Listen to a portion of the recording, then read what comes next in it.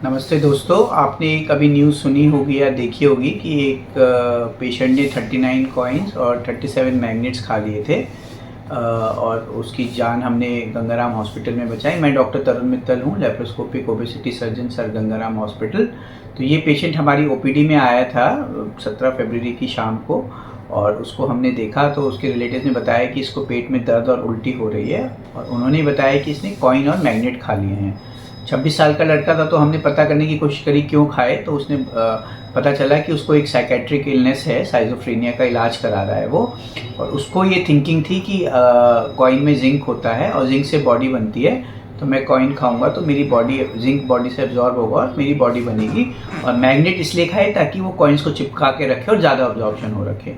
वो लोग एक एक्सरे लेके आए थे, जिसमें कि एक्सरे में दिख रहा था कि 3 गुच्छे बने हुए हैं अलग अलग जगह कॉइन और मैग्नेट के।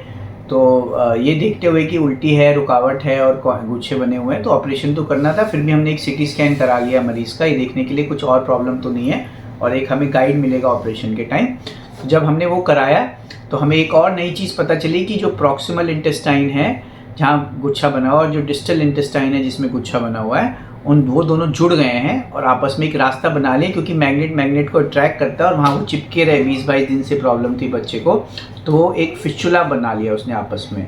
तो हमने 2-3 घंटे में ही उसका ऑपरेशन कर दिया और हमें यही फाइंडिंग मिली। और हमें, क्योंकि वो चिपके हुए थे और ख़राब थी, तो हमें 2 अलग अलग जगह आंतों को जोड़ना पड़ा। एक प्रॉक्सिमल इंटेस्टाइन में अलग से जोड़ा 10 सेंटीमीटर हटा के, एक डिस्टल इंटेस्टाइन में 10 सेंटीमीटर हटा के जोड़ा, और वो जोड़ के फिर हम ऊपर की तरफ गए तो पेट में भी गुच्छा बना हुआ था, वहाँ खोल के उस गुच्छे निकाल लिए। फिर हमने ऑपरेशन के बाद एक्सरे कराया, तो एक्सरे में कोई भी चीज़ नहीं थी, अब वो सारे निकल गए थे।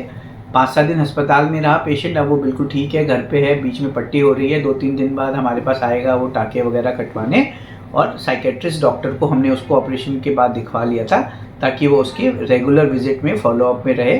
तो ये बहुत जानलेवा हो सकता था, आंटें फंस सकती थी, बॉडी में जहर फैल सकता था। तो मैं यही एडवाइस करूँगा कि बॉडी बिल्डिंग वगैरह अगर किसी को भी करनी है, अंडर सुपरविजन करनी चाहिए। और प्रोटीन्स वगैरह भी जो खाने आर्टिफिशियल ना खा के नेचुरल ज़्यादा प्रेफर होता है, जैसे कि एग हो गया, फिश हो गया, चिकन हो गया, या पनीर, टोफू, न्यूट्रेला, स्प्राउट्स होगा, ये सब लेना चाहिए। धन्यवाद।